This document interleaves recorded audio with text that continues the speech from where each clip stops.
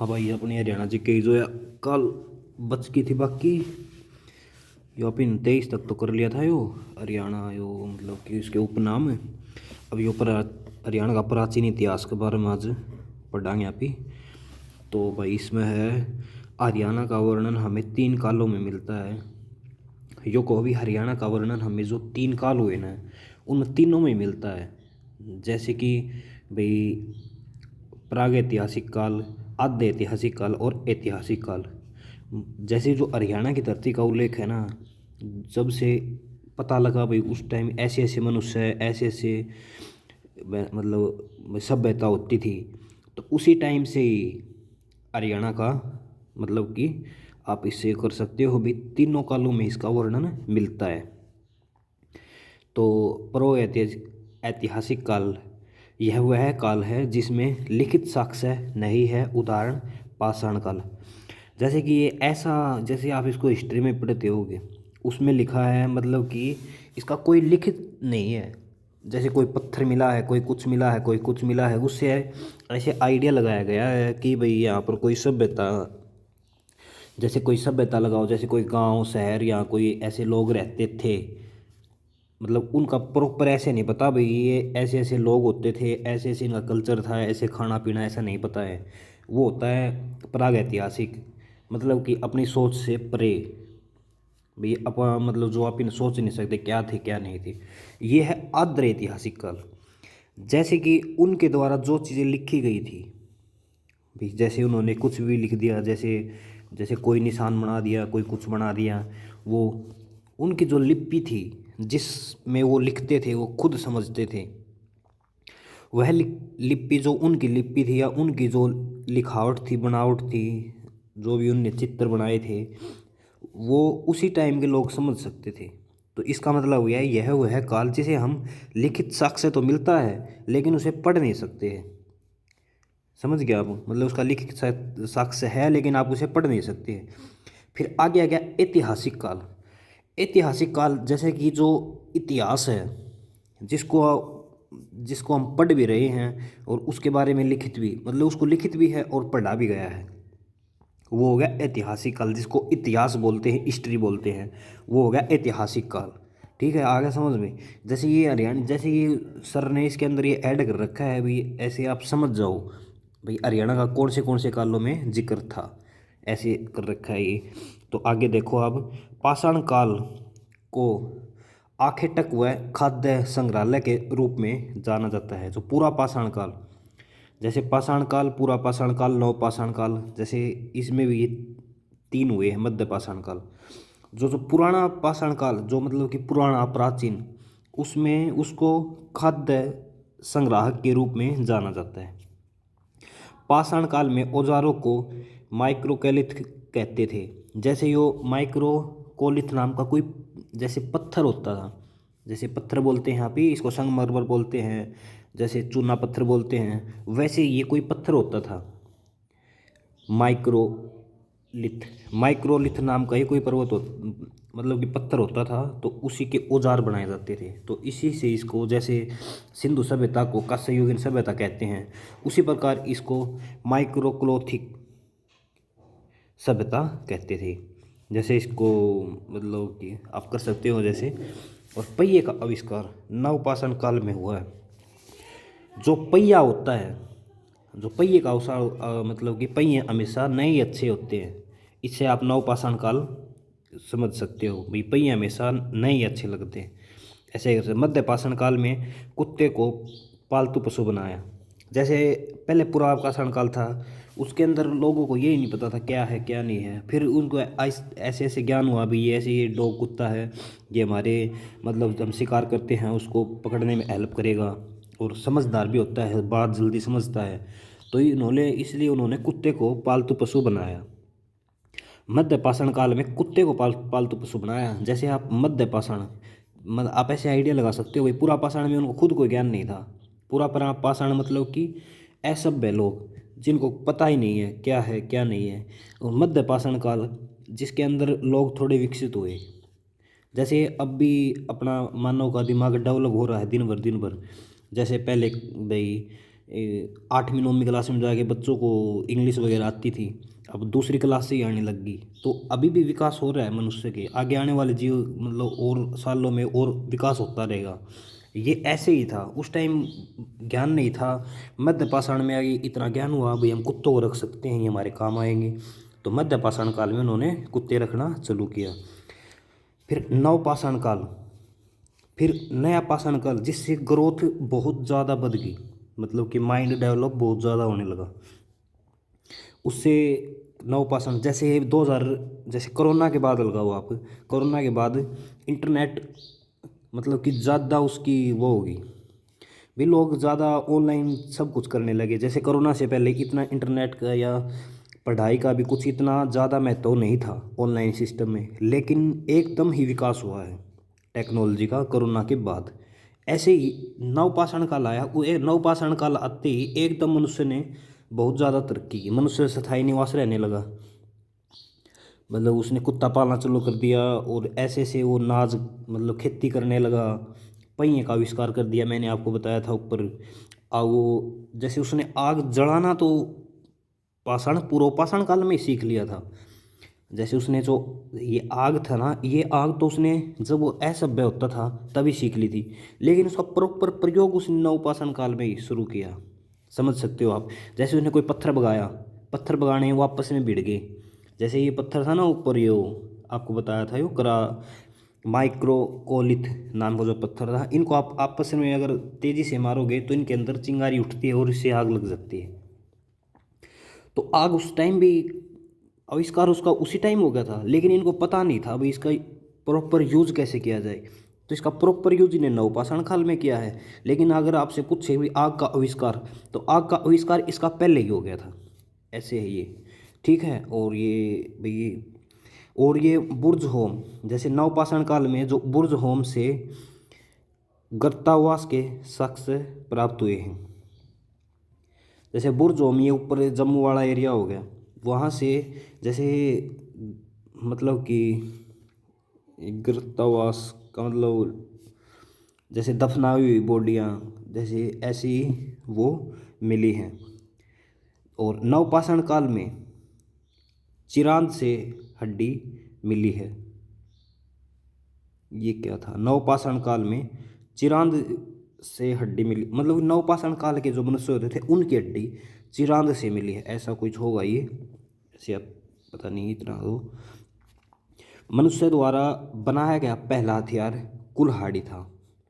जैसे मनुष्य के द्वारा बनाया गया पहला हथियार कुल्हाड़ी था, जो कि अपने इस साइड कर्नाटक की साइड जो रॉबर्ट बुर्स नाम से व्यक्ति थे, या जो भी मतलब पुरातत्व विभाग के, उनके द्वारा इसकी खोज की गई थी। जो कुल्हाड़ी, मतलब कि सबसे पहले उन्होंने कुल्हाड़ी को बनाया। जैसे कुल्हाड़ी क्या बनाया, कुल्हाड़ी जैसे एक औजार था उसके ऊपर दूसरा औजार लगा दिया, लाइक वो कुल्हाड़ी की तरह दिखता था, न कि आज जो प्रॉपर कुल्हाड़ी यहाँ पर बनाते हैं वैसी कुल्हाड़ी थी। वो कुल्हाड़ी के जैसे दिखने लगा था औजार, तो इसलिए उसको कुल्हाड़ी का नाम दे दिया गया है। और फिर आगे प्रथम भारतीय पुरापाषाण कलाकृति की खोज पल्लवरम से हुई है। ये पल्लवरम जैसे कि जो तमिलनाडु वाला एरिया है ना, वहाँ हो गए पल्लवरम, वहाँ पर कलाकृति की खोज हुई है। जो पुरापाषाण काल था ना, उसकी खोज वहाँ से हुई है, ठीक है। और ये आगे देखो आप, ये है पूरा पाषाणकालीन औजारों की खोज रॉबर्ट बुश ने 1863, देखियो मैं जो कुल्हाड़ी की खोज की थी मैंने आपको बताया था, जो कुल्हाड़ी की खोज करी थी ना वो इसने की थी। ये जो रॉबर्ट बुश नाम का व्यक्ति था ना, इन्होंने जो कर्नाटक साइड वाला एरिया था ना उस साइड मिली थी जो पुराना पाषाण, ठीक है। 1863, ये 1863 याद करो तो ठीक है, नहीं करो तो भी ठीक है। जैसे 1857 की क्रांति हुई थी, तो क्रांति में कुल्हाड़ी का प्रयोग किया गया था। ऐसे आप इसको मिला 1853 में था तो ये उसी टाइम, जैसे खुदाई अब भी चल रही है, इस वजह से उनको इतना लेट मिला था। तो ये 1863 वैसे याद कर सकते हो भाई, 1857 की क्रांति के बाद मिला था, ऐसे थोड़ा कर सकते हो। फिर ये आ गया लघु असम। लघु असम का अर्थ है औजारों का आकार छोटा। जो छोटे आकार के औजार होते थे ना उनको लघु असम बोला जाता था, जैसे, ठीक है। और ये आगे पिंजौर से हरियाणा का सबसे पुराना शख्स मिला है। जो पिंजौर है ना, पिंजौर का जो पिंजौर का एक नाम तो है वो, जैसे प्रॉपर पिंजौर में पड़ता है वो, उसके अंदर सबसे पुराना शख्स से प्राप्त हुआ है। वो आगे आएगा तो आपको मैं इसके अंदर सर ने लिख रखा हो कहीं तो मैं आपको बता दूंगा। जैसे पिंजौर में उसको सबसे ज़्यादा पुराना शख्स से मिला है। और आगे आप देखो अरावली क्षेत्र, अरावली क्षेत्र क्षेत्र के फिरोजपुर जिरका कोटला स्थान से चिकने गोलदार पत्थर, चमकदार पत्थर मिले हैं। जैसे अरावली क्षेत्र, अरावली क्षेत्र हो गया तो भाई अरावली तो पहाड़ी है, अरावली पहाड़ी है। फिरोजपुर जिरका, जैसे फिरोजपुर मतलब उस साइड है अपने गुड़गांव पलवल मेवात उस साइड ये लगती है। तो फिरोजपुर जिरका कोटला स्थान से चिकने गोलदार पत्थर, जैसे गोल पत्थर नहीं होता है नदियों के साथ बह बह के आ जाता है जो बिल्कुल गोल हो जाता है दिखने में सुंदर लगता है, तो वो जो चमकदार पत्थर वहीं से प्राप्त हुए हैं। कहने का मतलब है कि हरियाणा में जो ये गोल पत्थर जो होते हैं ना, ये सबसे पहले हमको वही मिले हैं जो अरावली वाला क्षेत्र है। नदियों से घूम घूम के ये गोल हो जाते हैं। जैसे हिमाचल से कोई पत्थर निकला, वो आता आता आता आता आता यहाँ तक, जैसे उड़ीसा तक आता था वो गोल हो गया। ऐसे ही है ये, जैसे कोई अरावली से कोई नदी वगैरह निकली होगी तो उससे को पहाड़ पत्थर आ गया हुआ तो वो वहाँ से मिल गया इनको सबसे पहले हरियाणा में। पत्थर तो और भी होंगे हरियाणा में लेकिन मिला यही है सबसे पहले उनको। तो इस वजह से इसको कहने लगा भाई आप अरावली वाले क्षेत्र है ना जो फिरोजपुर जिरका, वहाँ पर एक कोटला स्थान है, वहाँ से पत्थर मिले इनको। भाई उसको पत्थर मिले वो अपने कोट में उठा के ले आया, ऐसे आप इसको लगा सकते हो। भाई उसको चिकने पत्थर, उसको बहुत अच्छे पत्थर लगे, उनको वो कोट में उठा कर अपने घर ले आया। समझ गए आप, अरावली वाला क्षेत्र तो वैसे कर लोगे, ठीक है। और मध्य पाषाण काल में, जैसे जो बीच का बात था ना जिसमें थोड़ा डेवलप होने लगा था मनुष्य, उस काल में पशुपालन के शख्स है आदमगढ़ से प्राप्त हुए हैं। जैसे पशु को कौन पालता है, पशु को आदमी ही तो पालता है, तो आदमी से आदम, आदमी से आदम आप याद कर सकते हो, आदमगढ़ से ये प्राप्त हुए। ये आदमगढ़ साइड यूपी में पड़ता है। भारत में मानव का सर्वप्रथम साक्ष नर्मदा घाटी से मिले हैं। जैसे मनुष्य का जो सबसे सर्वप्रथम पहला शख्स है, भाई ऐसे ऐसे मनुष्य था, ऐसे हड्डी ऐसी खोपड़ी, उसके बारे में सबसे पहले शख्स है अमीश से मिलता है, जो अपना नर्मदा घाटी वाला एरिया है ना, वहाँ से हमको इसके बारे में पता चलता है। समझ गए आप। जैसे मतलब आप कर सकते हो ऐसे, मतलब कि नर्मदा घाटी, नरम आदमी था तो नदी के साइड में ऐसे नर्मदा नरम, ऐसे आप कर सकते हो इसको। और आगे है राख का टीला, जैसे राख का टीला सघन कुल्लू नौपाषाण काल से संबंधित है। सघन कुल्लू, जैसे सघन कल्लू लगा लो, कुल्लू लगा लो, जैसे इसको कैसे नवपाषाण काल से संबंधित है राख का टीला। भाई राख का टीला मतलब नवपाषाण, मनुष्य राख तो तभी बनेगी ना तब उसको आग का अच्छी तरह से प्रयोग करना आएगा, तो राख तो तभी बनेगी। तो राख का टीला आप मतलब नवपाषाण काल से लगा सकते हो। और सघन कल्लू मतलब कि जो ये राख काली होती है तो आप इसे कल्लू से कल्लू कर सकते हो। एक बार में याद नहीं होंगे, आपको बार बार इसको करना पड़ेगा, बार बार कल्लू कल्लू करोगे तो आपको याद हो जाएगी राख। और आगे अलेक्जेंडर कलीमंग को भारतीय पुरातत्व का जनक माना जाता है। जैसे कोई रेलवे लाइन निकल रही थी तो वहाँ पर ये रेलवे लाइन बनवाने में के वो ठेकेदार वगैरह होते थे कुछ उस टाइम, मतलब ये अंग्रेज़ों के टाइम में 1904-03 के अराउंड की बात है। तो तब उन्होंने वहाँ पर मतलब खुदाई कर रहे थे तो उनको ऐसे ऐसे पता चला, तो उसने फिर डिमांड की भाई, वो उस टाइम करजन होते थे शायद, उनके द्वारा इन्होंने भाई ऐसे ऐसे कुछ हम खुदाई करना चाहते हैं, तो वो उन्होंने आदेश दिया। तो इसीलिए इनको इसका पुरातत्व का जनक भी और पुरातत्व का पितामह भी इन्हीं को ही माना जाता है। सबसे पहले जो खोज की थी वो तो राखलदास बनर्जी ने की थी, लेकिन इनको माना इनको जाता है। और ये आगे देखो प्राग ऐतिहासिक काल, जैसे कि जो पुराना काल था, पुराने काल में भीमबेटका चित्रकला के लिए प्रसिद्ध थी। जैसे ये भीमबेटका ये शायद मध्य प्रदेश वाले एरिया में भीमबेटका। तो जैसे नर्मदा घाटी के साइड में ही हमको जो अवशेष मिला है मनुष्य का, तो वहीं इन्होंने भी चित्रकला की होगी। तो प्रागैतिहासिक काल का है वो, जो भीमबेटका काल है ना, प्रागैतिहासिक काल से भी चलता आया है। तो भीमबेटका चित्रकला ये मतलब हरियाणा में इसका प्रश्न भी आया था भाई, भीमबेटका चित्रकला किसके लिए है? राजपूती ढंग से चित्रकला मानी जाती है इसको, वैसे पता नहीं कैसे मानते हैं, लेकिन इसका कुछ आंसर यही था। भीमबेटका गुफा की चित्रकला किस प्रकार की चित्रकला मानी जाती है? तो राजपूती ढंग की चित्रकला मानी जाती है, ऐसा कुछ आया था। मेहरगढ़ पुरातत्व में पाषाण संस्कृति लेकर हड़प्पा संस्कृति तक के साक्ष्य मिले हैं। जैसे मेहरगढ़ ये राजस्थान में पड़ता है। मेहरगढ़ से ही हमको अनाज के साक्ष्य भी प्राप्त हुए थे।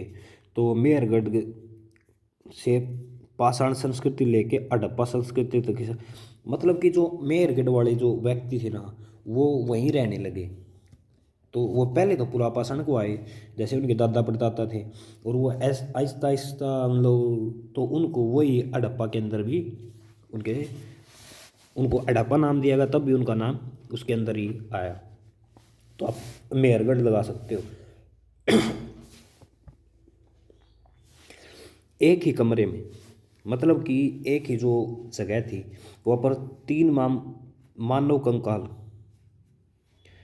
जैसे एक कमरे में तीन कंकाल मानव के तीन कंकाल दमदमा से प्राप्त हुए हैं। दमदमा शायद ये अपने कुछ इसके गुरुग्राम वाला एरिया, वहाँ पर मानव के तीन मानव के कंकाल प्राप्त हुए हैं, वो दमदमा से प्राप्त हुए हैं। दमदमा भाई, जैसे कुछ भी अब बार बार पढ़ोगे तो आपको याद आ जाएगा, तीन मानव दमदमा ऐसे। नवपाषाण काल से कृषि का सर्वप्रथम साक्ष्य मिले हैं। भी नवपाषाण काल में कृषि होने लगी थी, और ये मेहरगढ़ में होने लगी थी।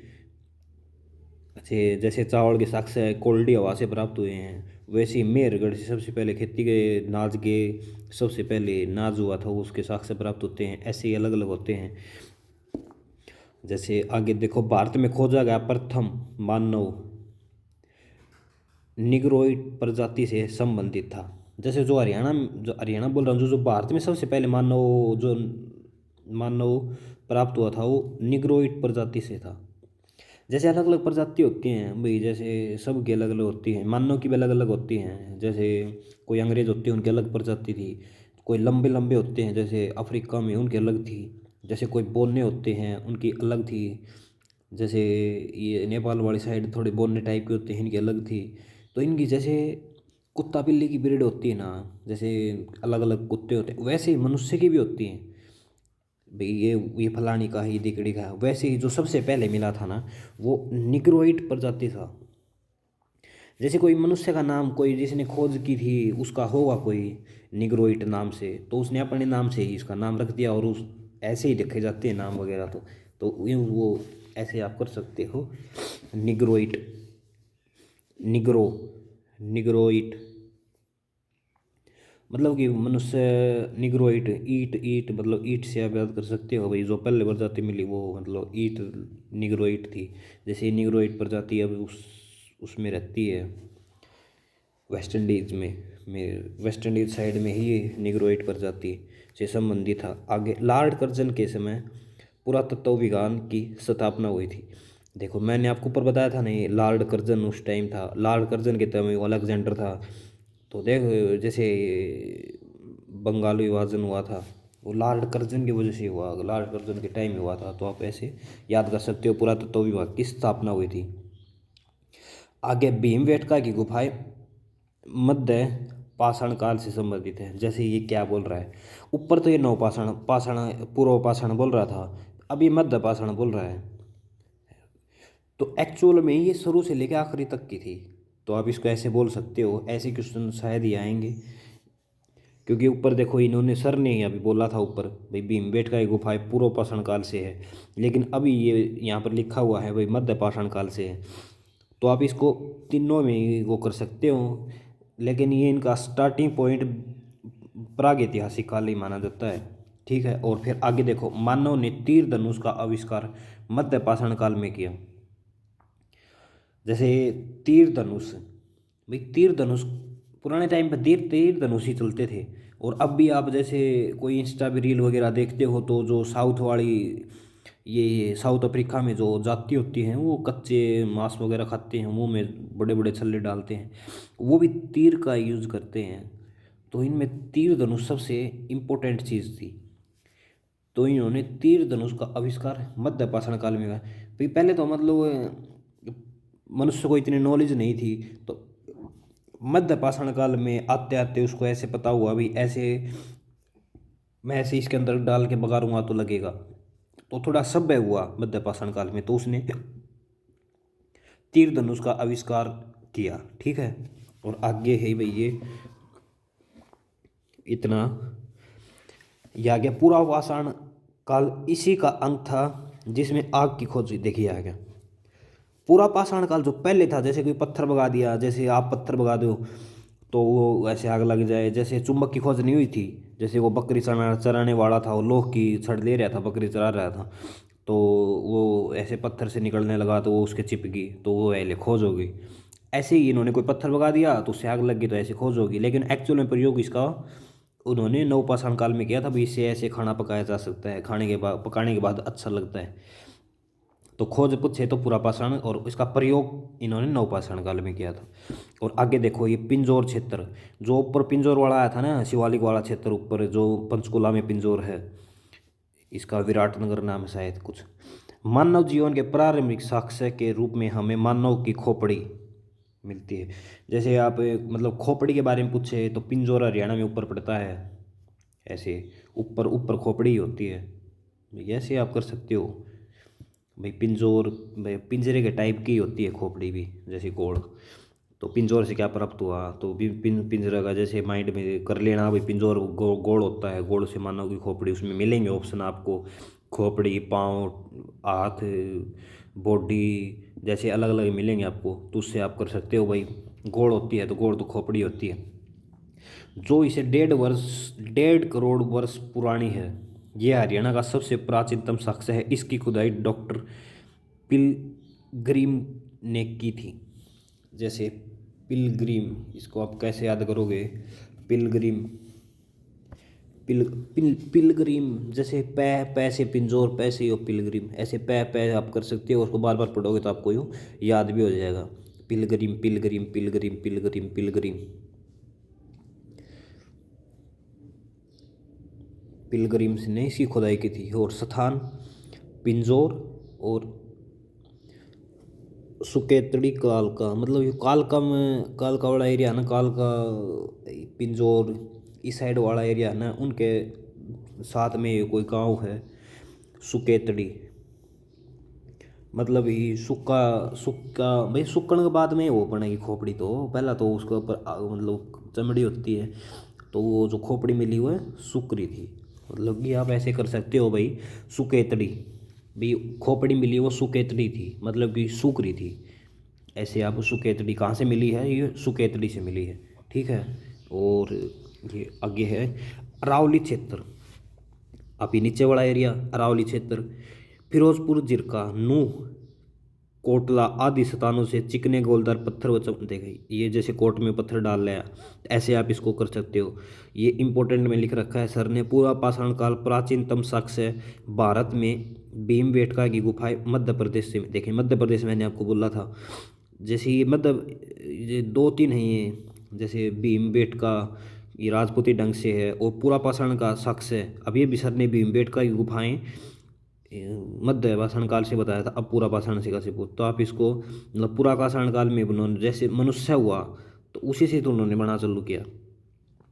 जैसे ये आप कर सकते हो, भीमबेटका की गुफाएं मध्य प्रदेश से पूरा पाषाण के प्राचीनतम साक्ष्य भारत में, भाई पूरा पाषाण के भारत में, भारत से भीम याद कर सकते हो। ठीक है, ये मध्य पाषाण काल पे मनुष्य ने भाई ये कुत्ता वगैरह पालना चालू किया। ठीक है, और ये आगे इसके क्वेश्चन आंसर हैं, ये क्वेश्चन आंसर आप ही इससे अगली नेक्स्ट वाली वीडियो में करेंगे। ठीक है, धन्यवाद आपका। और कोई आपको कमी वगैरह लगे तो आप बता सकते हो। अभी आहिस्ता आहिस्ता ये बुक करके फिर दूसरी बुक कर देंगे। ठीक है, धन्यवाद।